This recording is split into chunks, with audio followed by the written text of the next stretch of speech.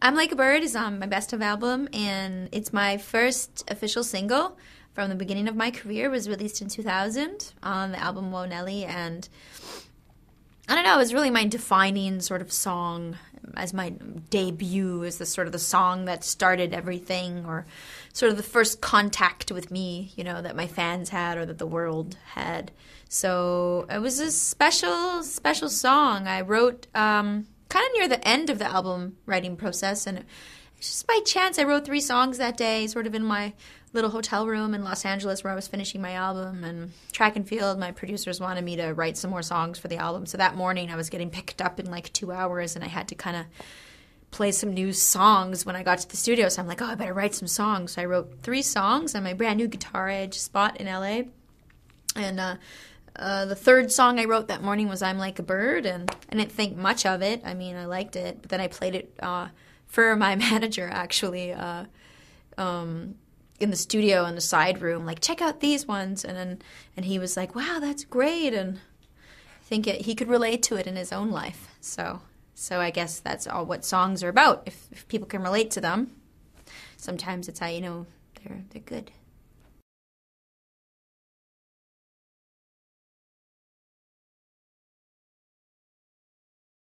Turn Off the Light was a cool journey, like, as a song, because I wrote it at the time I was living, I think, with my sister, sort of this apartment sort of in the east end of Toronto, in the Beaches area. And I was in the middle of writing Whoa Nelly, and I was writing songs every day, basically. I had a little, sort of like an 8-track sort of recorder thing. And yeah, I would just record whenever I got the chance. And one night, I kind of hit my head on the pillow, and I came up with the whole idea for the chorus and the sort of concept of the song. And at the time, I was really into a lot of different bands. I remember listening to, like, Limp Bizkit and stuff like that, and really liking how they fused sort of like these hip-hop sounds with pop sounds, and sort of there was an eerie, almost like hypnotizing quality to some of their tracks. And yeah, I talked to Gerald and Brian, my producers, Track and Field, and I think they came up with this really cool, like, keyboard. I think it was the sample that runs all through it. Like, they created this really cool sonic soundscape, and then I got on the keyboard and played the bass line. And it's just always this really rhythmic, fun, hypnotic song, and we just made sure it kind of stayed in that lane of, like, kind of trippy and hypnotic musically, but also very pop and earnest, you know. And then I remember choosing a guitar solo for the middle. We brought in our favorite axeman, James Bryan, and he played 3 solos, but the one with the most heart was the one that stayed, and it's very bluesy, like, down in the middle, and the song's got a great climax. And yeah, I'm really proud of that tune, and it always comes off great live, so it's definitely one of our classic go-tos for the live show. And we've reinterpreted it a million ways. It really works. Whether you take it more hip-hop, or you take it more dance, or you take it more rock, it really fuses those genres, so you can bring it anywhere really live. And it's also the one, it really is like a stew. You play it in the middle, and you can really get people going and jumping and rowdy. It's good.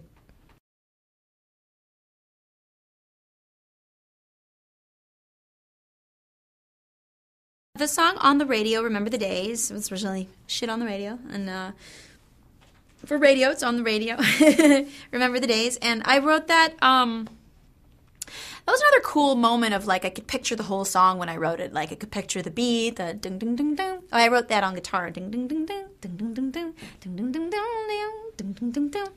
And we sampled that. We played each part, and we cut it up so it had that kind of effect. And I actually play guitar on that song in the studio as well, on the choruses. And when I wrote that song, I was living in another apartment. I just switched apartments many times during that recording.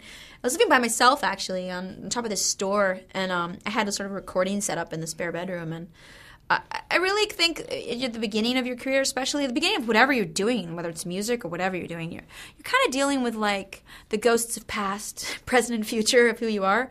And on Shit on the Radio, or on the radio, I'm trying to deal with that and kind of dealing with, like, okay, I'm becoming quote-unquote successful. I have a record deal. Wow, this is great. I've always dreamed of this.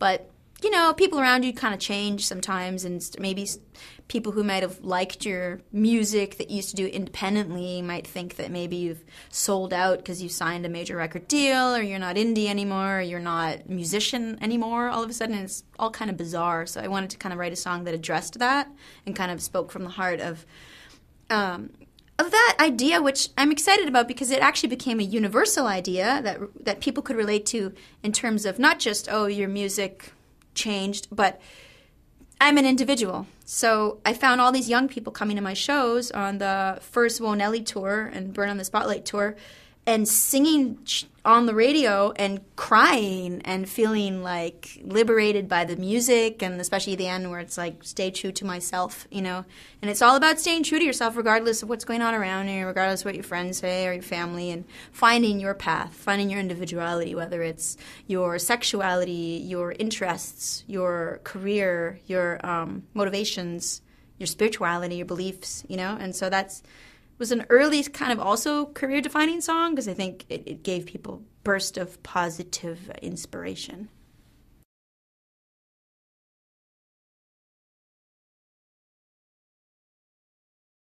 Fotografia is the first song that I ever recorded in Spanish, and it is a song written by and on the album of Juanes, who is one of the hugest artists in the Latin world and one of Colombia's biggest artists ever, and he's from Medellin, Colombia, and I definitely consider him like a musical peer in the fact that he's very all about the music, and he plays and he produces and he writes and sings, and he's so engaged in what he does, and he's so engaged in the fans, and he really performs from a really pure place in his heart, and it's very much about the music, and there aren't a lot of smoke and mirrors when it comes to him and his stuff.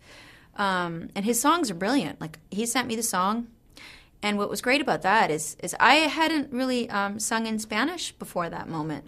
I had studied Spanish sort of in high school, finding it quite an easy language to learn after sort of learning Portuguese from such a young age. But I had never, really thought about singing in it because I had included Portuguese on my first album. But when I met Juanes, it was sort of halfway through the promotion of Nelly, my first album, and he said, "Oh, I want you to sing this. You can sing in Spanish. You'll be great." He had this faith in me that I could become this sort of more Latin singer. And at the moment we went to Nashville, we recorded the song.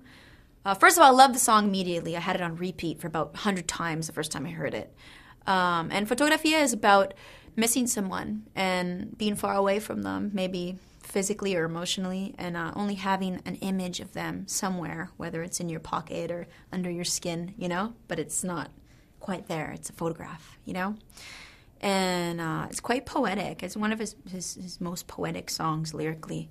And in Nashville, we recorded this song, and also the producers that produced it, Gustavo Santolaya and Anibal, he's an Oscar-winning producer. He does, movie soundtracks and everything, and all the stuff he works on is just sounds amazing. So it was great working with them, too. That was a wonderful connection. Basically, it was my entrance into the Latin musical community, and so it was really a pivotal moment for me. And anyway, so we recorded the song in Nashville, and yeah, it was magic, real magic. And I do sing that live as well. And it's also a fan favorite, I think.